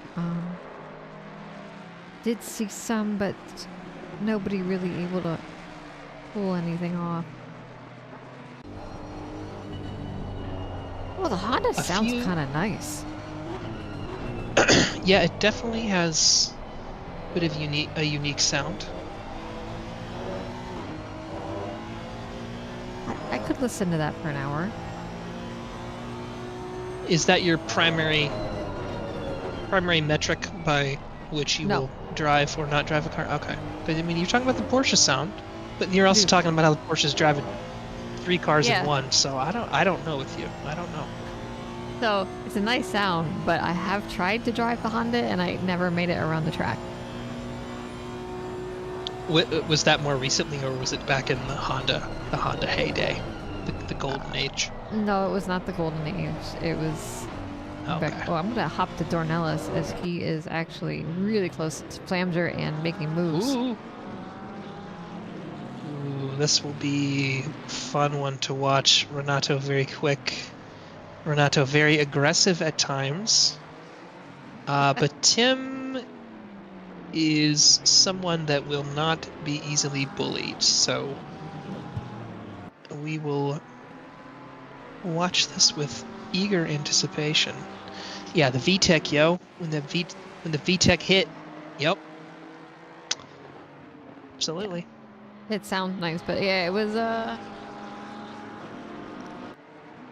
probably one of the last seasons I was still driving. Somebody in my house said, "You need to try the Honda. It's really good." Would that have been when that same person tried to send me a Honda livery thinking that I was going to drive it? Yep. Okay. Yep, we're on the same page then. Yeah. I think it was Zolder we were like racing that week and I was trying it and it did not. No. I literally could not make it around the track. No. I drove it for about 10 minutes, I think, a few seasons ago when Silverstone was the quali track, and I wanted to close the game and call it a day. So it was, yeah. And I will say I can't drive the Ford either. You know, I'm driving the Ford in the Endurance Series, and after Barcelona, I am not a fan. So it's like one of those where it's a good car. I mean, heck, P1, 2, and 3 are all Fjords here, but I just not a fan. Although I think it's pretty good at Nordschleife, and this is a perfect segue into our endurance shilling segment where I encourage everyone who's watching right now or will be watching this back later who is signed up for our endurance series to get your qualifying laps in for this Saturday, as we will have a 6-hour race at Nordschleife for all you Nords lovers out there. I know you're watching. You better show up and drive this track or I will find you and it will not be pretty. Okay? So we've had the conversation. No, nothing more needs to be said. But that's how it's going to go. You set your qualifying laps and you show up. Okay? Is that fair, Stephanie? I think that's fair. Definitely. Okay. All right. Good. Diego's trying to make a plug for LMU Thursdays also. I'm not sure. Okay, did I miss know this? anything about Is that. Multiclass Madness on Thursdays now? And not Friday? Because I saw server pings for like Thursday and it was for MCM and I know that that's an LMU. And I confess to not have being motivated to drive anything in like the last month. So I have not participated as of yet. Oh, Thursdays. Okay, interesting. Yeah, it kind of slid past me until I actually saw the announcements. So It's, yeah, go ahead. I'm saying it starts to show the promise of spice and then they back off. Yep. Ooh, Tim. Getting a little squirrely there. Yep. Well, Towards the end of Sector 1. Push the But I just tires. wanted to round out a few little facts and figures here. Obviously, we had some major losers position-wise, but John Archie up 16 spots into 26th, which is wild. Rucker Quigg up 20 spots into 21st. Eric Marecki in P13, up 18 spots as well, so well done to those guys.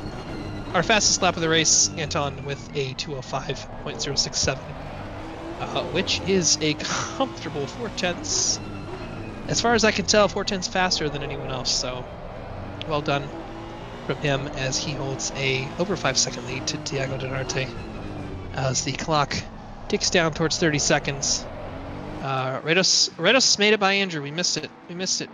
Oh. Oh, no. No, Wait, I what wasn't. am I- what No, am I he looking was at there. here? No, Dornelis made it past Flamger, and we missed it. As we were watching Rados chase down Escorcia. Oh, I was in the wrong tab. Okay. Yep. That's all right. Oh, I'm sorry. We missed that. That's okay. Well, here now, Rados is going to give us a show. At the very end of this thing, look at this. Wow. One more lap. Wow, look at this. Oh, boy. Down the street. Come on. Play nice, guys. Well, depending on who you're talking to, the car that's ahead has the right to determine the line. It's just not super easy to do when you're sim racing and you can't really turn your head. It's not. But what a move there, Rados at the death to take that spot. Final podium position. Escorcia, I'm sure, is just, go from P1 and to have that error in the pits. Whatever happened there, now he's down into P4. Yeah, definitely a little disappointing. But I can almost guarantee that he and Anton are laughing about something at the moment. So I bet they are. they do that a lot. Oh, okay. But maybe that's what's distracting him. He's too busy laughing and then he got passed. Most likely, I wouldn't bet against it. I got to. Now they're starting to settle in. I guess it's last lap. No one's really feeling close enough to make a move. Well, I actually shouldn't say that. John Last, Archie, and Schwartz back here are all bundled up. And Hall. Yeah, there's two big trains. There's one ahead of them, all behind Arjun as well, but this one's pretty close. Arjun is holding back the he's like the little Dutch boy holding back the water with the dike. Well, John Laz is as well here. So take your pick, I suppose. I think Diego has a little bit of... Let's hop up really quick. Anton's about to cross the line. We don't want to deny him this. There he goes across the line. Wiggle, wiggle. 2 wins through 2 races for Anton. Tiago comes home in P2. Redos in P3. Escorcia in P4. Renato Dornelis and Tim Flamger cross in 5 and 6. Ryan Yee P7. Gomer Wilson P8. Guy Manperson. Good to see Guy with a good result. Top 10. 9th place. Jeremy Mercer in 10th. And Danny Durrance coming across in 11th. Let's see. John Archie and John Laz pretty close to one another still.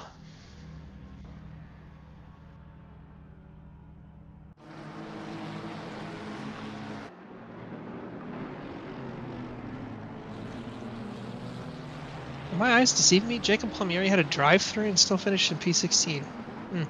That is very interesting. I mean, this is a tough track. Some people drive it a lot, some people don't drive it very much at all, and so I would, if I were guessing just anecdotally, there's a lot of pace difference here compared to some other tracks, so not surprised to see, as we saw, a lot of trains forming, pace disparities. So even though Jacob had that drive-through, it definitely is not quite the race killer or potential season killer that it might be at other tracks. So Michael McWeezerson coming around the penultimate, I had to use that word in every stream, it seems. Penultimate turn through our last turn. Such a great word. And that'll do it. People finish, I think, 20s. 36. McWeezerson actually finished. All right, so we want Anton, we want... Yeah, now I usually try to save the winner for. Well, yeah, last. no, So I'm just trying to think of him here. We want Anton, we want Rados, we want. It's in the. I took a screenshot. Oh, you got it. All right, you got it. I don't have it pulled up. Yeah. So, I think I can usually get Rados, but we do, if I remember correctly, I do have to tag him. In order to get him up here. So did you put it in our broadcaster chat? Is that where it is? I put it so in the voice channel chat for this one. It's okay. And I believe Arct is our silver winner. Is that? Do you remember if that's correct? I would almost bet on it unless we missed something very, very badly. Yeah, he shows up as. Okay, good. Got that. So, wow. So that was a fun race. See, Cota does offer good racing. It's not the nicest track to hot lap. I would agree with that, and I think that's a fairly common sentiment as well. How many people finished 10 down? Well, I think we had 40. God, what is 46 started the race? So yeah, I think it was 36 that crossed the finish line. We did have a folk or those track limits will do it. Sat in the pit. Yep. Let's see. We need Rados and Denarte. Of course, none of those folks, good folks. So I'm going to try to dig people up now.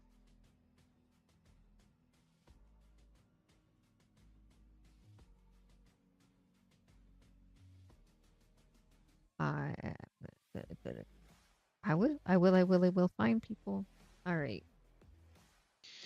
She gon' find you. She gon' find you.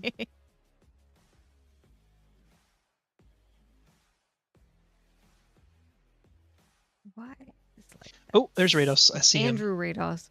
I keep calling it Anthony, and it's Andrew. Why didn't you tell me?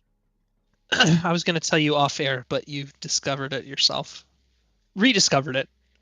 It did. I'm gonna grab him. No, I wasn't going to put you on blast like that. No. It's all right. No. You're allowed to. We're a team. We're a team. Welcome, Andrew, to the booth, and congratulations on P3. Thank you. That was an intense finish. It was, yes. So Yeah, tell us about it. We were eagerly watching. There was a few big battles going on, and that was certainly one of them. And to get it done on what, the second to last lap, I believe it was. That's pretty exciting. Yeah, I one of the psychos that love Cota, so I had a good pace. I've driven here a lot, and I knew I had the pace, and the Fords were kind of making a little bit of mistakes towards the end of their stints, so I knew I just had to wait for the right time. And then I think was it Omar I passed? Just couldn't handle the heat from the Cheeto Honda, and then I got him, luckily, and I tried to run away. Yeah, well done. You're gonna have to trot out a flaming hot version maybe before the season's over, right? That could be arranged. Okay, I'd love to see that. That's my favorite kind of Cheeto. So there you go. All right. oh, Yeah. So we didn't really see you get in any trouble. I know you had an incident last week. Tell us about the start of the race. I mean, Cota, notorious for crazy lap one incidents, and we didn't really see anything through T1, but through the end of the first sector, there was some dodging and weaving, and a couple of people got taken out. So were you able to kind of survive all that being up front? I mean, yeah, the guys kept it clean, which I was fingers crossed that was going to happen. And then, yeah, last race, that was a dumb move by me on Tiago there, so I apologize for that. But yeah, no, I was hoping we weren't going to go 6 wide tonight. So yeah, thank God. Yeah, definitely. he tried 4. I'll tell you that. Oh yeah. Yeah, I was thinking looking of the F1 sprint race. I was like, please don't let that happen. Yeah. Yep. Yeah, that's what I was picturing. We were sitting here talking leading up to the race, and I was thinking, oh man, this can be bad, because it really can be at this track. There's oh god, I mean, 20 turns. I mean, it's there's a lot going on. Yeah, that's right, for sure. Looking ahead to next week, Stephanie, I walked myself down a blind alley here. I haven't looked ahead to what next week is. We will look at that quick. While we're here, it would be Valencia. Ah, yes, Valencia. So, how do you feel about next week? I mean, you've had a good finish here, and I mean, still I believe a good result last week. How are you feeling going into round 3? Yeah, I like Valencia a lot. I've driven it a lot in the Honda. Just I don't know if I'll be able to pass the Fords down the straights, but we'll have to figure something out. But yeah. But yeah, I really like the track though, regardless. Yeah, it's one of my favorites as well. Great racing there. Well, before we let you go, any last thoughts, any shout outs for anybody this week? Shout out to my partner Kevin. I think he had a pretty unlucky race there again. This is his first season like ever driving the Honda, so he's embarking in a foreign territory for him. So, and then yeah, shout out to all the New World guys. Team Honda Forever, Cheetos, all that. I'll work on the sponsorship, to get the Flamin' Hots going. So, yeah. I look forward to it. All right. Anything else, Stephanie, for our I third place think finisher? you covered it. I will admit that I'm looking for someone. So That sounds good. yeah. All right. Well, hey, congratulations on the win and that fantastic finish. It looked like a great race from here. Yeah, it was great. Thanks a lot. Awesome. You're welcome. All right. Take care. We'll hopefully talk to you next week. Sounds good. I'm going to grab Mr. Arct, and I'm going to let you take this one also while I hunt down Diego Denarte. Ooh, sounds good. All right. Good luck with it, though. Thanks. Hello, Arct, and welcome to the booth. Mr. Arct. How you Hello. doing? Oh, it's Hey. the commentator's Twitch. Okay. Yeah. Let's go. So, congrats on the silver win. Yeah. Tell us about your race, because we noticed that you started, I believe it was P12, and then we found you down in like P17 with Josh No. Worley. No? No. I started 23. Yeah, I think it was Cortez who started. The other silver guy who started Oh, way ahead now of I'm me. the asshole. Oops. My goodness. Oh, wow. So we totally missed that then. But Sorry about that. it wasn't a big race. I just had a sandwich out on turn 1, and then it was just finish the race. Nothing. Yeah. Okay, man. So yeah, well, when we picked you up, yeah, you had a couple other silver drivers still on your tail. I believe Worley picked up a drive-through at one point, and then it looked like you were able to open up a nice gap back to Arjun in P2 for silver. So Yes, I mean during the first stint, I was ahead of Mr. Sir. We were in the same voice chat, so at some moment I told to him just to get through me because I was holding him and I was losing time to Worley, which is who I was worried about. So I figured I was faster, so I told Sir to go ahead, and I just managed the race from there, from the silver guys, basically. yeah, definitely. And I would say it sounds like definitely seemed like by the end that was the right call, and you know that's really awesome to hear because not everybody really has the awareness, you know, in the moment to think through those things when you know, sometimes the desire to battle everybody, you know, pick up every position, pick up every point that you can get.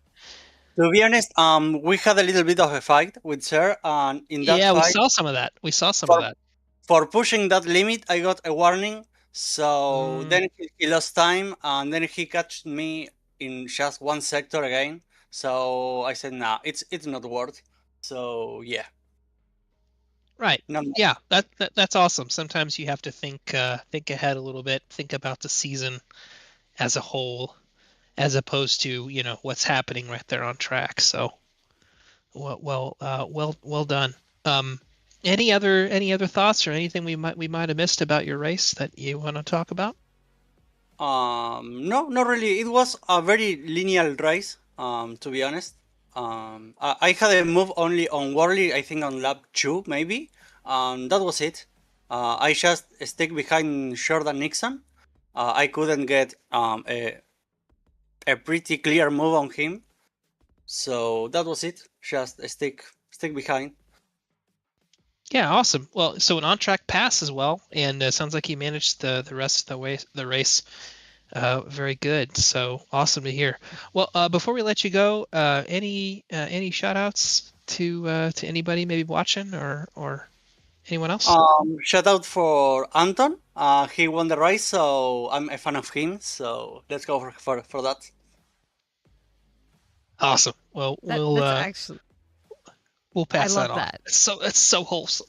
It is. I love that. I'm sitting. I was like, oh my gosh, that is so sweet. Awesome. All right. I Well, love yeah. it. Hey, congratulations on your silver win, and Thank you guys. good Thanks luck for next the week. transmission. Absolutely, we look forward to it. All right, and we'll see you next week at Valencia. Yeah. Okay, let's see what happened. Awesome. Sounds good. Right. Bye.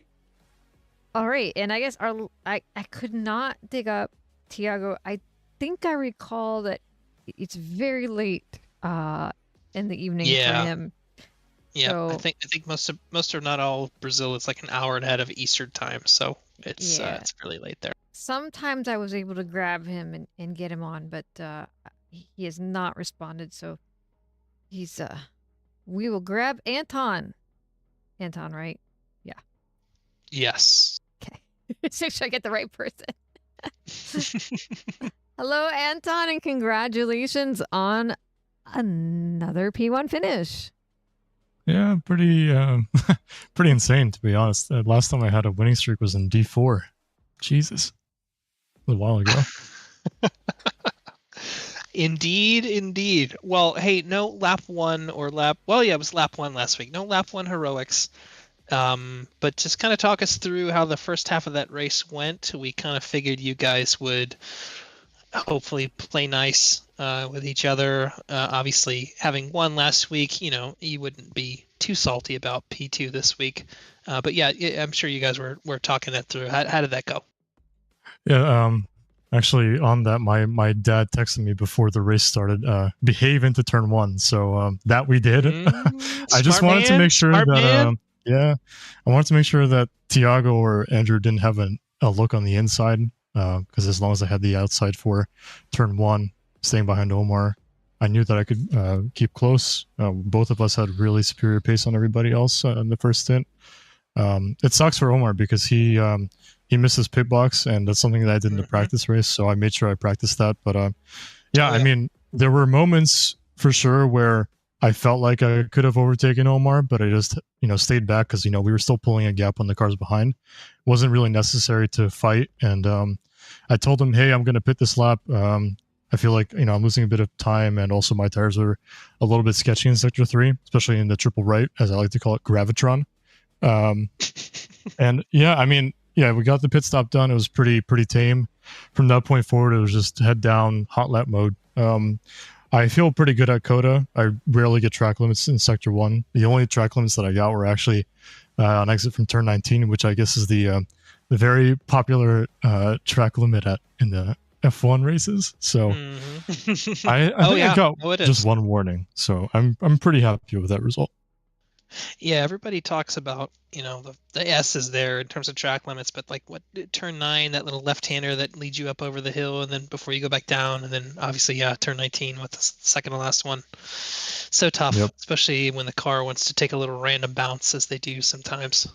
Yeah, the Ford doesn't do that though, so nothing to worry about there. Hey, good to know. Good to know. Yeah. I'm sure you experienced a lot of that. Oh, not in that car, but we saw McLaren. Sometimes it just like floats through turn 19 and just goes into the wall. We saw I think Andrew Wilson do that. So some bizarre behavior. Bizarre behavior sometimes. But so wow, two races, 2 wins. Obviously you've got to be riding high going into week 3 at Valencia. Yeah, I mean, I gotta say, there's no better way to finish. I guess the only 2 points that I'm missing are the 2 pole positions. But if I'm qualifying P2 every race and winning, I mean, I don't have a problem with that, right? So, you take that every day. Yeah. I hope that I know Omar's gonna have a good race next week. Valencia is one of his best tracks. I remember he was fighting you a couple seasons back when we had that night race. So I'm hoping he can bounce back. I know he'll bounce back. I feel like this is our season. We finally have, the dynamic figured out where we make a lot less mistakes in the race. So, especially me, I feel like I figured out my quality pace. It's been really, really solid. And then I not to, trying to be modest, but I rarely make mistakes in the race, which is a very, very nice thing to see. As as we go through these sprint races. But yeah, I mean, excited for next week. I don't know if I'll be, I say this now, but I don't know if I'll be up there in terms of quality pace. Valencia is probably my most invalidated track. There was one time where I did 15 laps in one qualifying or one practice session, and I invalidated 14 of them. So I guess we'll see. It's going to be one of those tracks of attrition where track limits will be of importance. So yeah, looking forward to it. Yeah, very, very much so at Valencia. Another painted lines kind of track where it's easy to just run wide and pick up a limit for sure. Yep. But yeah, no, what you're saying about kind of it feels like you've gotten over the hump in terms of performance and carrying that through from race to race, and that is a great place to be. So happy for you, man. Thanks, appreciate it. Alrighty, well, any other thoughts or shout-outs for anybody after another race win? Yeah, I mean, first of all, big shout-out to you guys for obviously commentating, hosting these races. I know D1 sometimes can be a bit of a snooze fest, but Cota definitely, is very, very good for the racing. So I hope there's a lot of action caught. Big shout-out to my boys in OBDA. They keep me running, keep me powered, keep me hungry for the wins, Big shout out to Omar. He's very gutted that he had that poor pit stop. I felt like he would have been very well in P2. We would have had our first one too. At least we got the front row lockout, which is a good thing, a sign of good things to come. A big shout out to Iris. She's making me dinner after, I guess, securing her a P1 and Picties, so that's nice. Shout out to my dad. Obviously, words of encouragement, behave in turn 1, that we did. And yeah, shout out to the rest of my family, my mom, my stepdad, my brother, my little sister, who's constantly selling me Girl Scout cookies through my Gmail, so that's nice. But thank you guys. It's that easy now. You don't have to be in person anymore, man. Yeah. World. That's what happens when you go to college, It's right? not all bad. It's not all bad. Yep. All right, man. Well, hey, we'll let you go. Congrats on the win. Looking forward to what's the weather next week in Valencia? Is it? Do you No happen to know? idea. No idea. I don't think it, Valencia seems to be a popular track for. Oh no, sunny. There you go. I swear, I've run a night race, a rainy race, and maybe something else off. Not sunny in daylight in Valencia. So I think Yeah, I when would it prefer if first it was a came bit out. cooler this time because I really don't like the hot track temps. Yeah. I think Curtis is setting the track temps because they're all blazing hot. But anyway, I digress. Nice. All right. Well, hey, we'll let you go. Congrats on the win again, and yeah, looking forward to next week. Yeah, thank you guys. Have a good night. You too. Yeah, you too. Take care. Thank you. And as we've mentioned a few times, your season calendar's up. We will be at Valencia next week. And it looks like it'll be relatively normal weather, but that doesn't mean it won't be hot or cold or something weird. Yes, we shall see. I'm really looking forward to mixed conditions Anvort. Oh, that is going to be so much fun. Yes. But anyway, yeah, I'm getting ahead of everything. I know, I get it. Wet races, anytime water hits that track, it's going to be good. Yep. It's just strategy all over the place. It's going to be great. Oh yeah, it's going to be great. Can't wait. But next week, Valencia, same time, same place. For your D1. Now we did have D3 and D5 both raced today. You can catch the replay of those over on YouTube on our channel. And tomorrow night we will have D2 and D4 racing. D2 you can catch on both YouTube or Twitch, or both at the same time if you'd like. And then D4 will be over on our YouTube channel also. So don't miss that. And as you, Jeff, plugged, when is our endurance race? Is this weekend, yes? Yes. This weekend, this Saturday. Be sure to get your qualifying laps in if you haven't already. And Nordschleife, 6 hours. It will be a battle not so much against the other cars on the track, but against the track itself. So, yeah, come on out. We're looking forward to it. Absolutely. And that wraps it up for us this evening. Have a good night, and we look forward to seeing everyone next week. Okay.